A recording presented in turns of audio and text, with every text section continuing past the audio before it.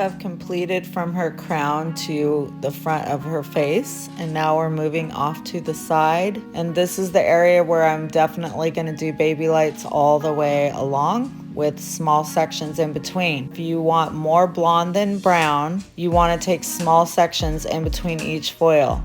If you want more brown than blonde, you want to take thicker sections in between the foil, and you can go even thicker from there if you just want a subtle, slight sun-kissed of highlights.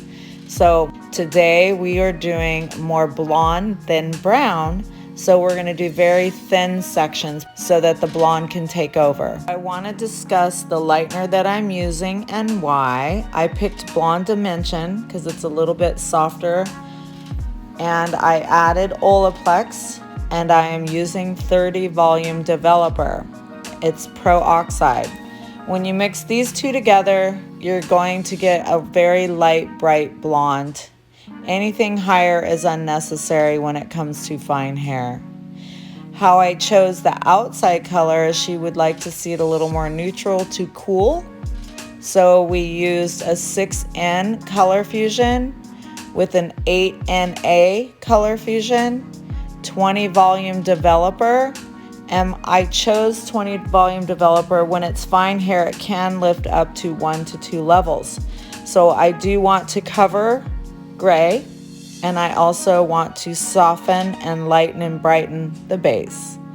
Once the roots are touched up, I chose an 8M as in mocha from Shades EQ Cream to pull through. The reason I chose Shades EQ Cream and not Color Fusion is because Color Fusion has ammonia that lifts and deposits when you add the developer.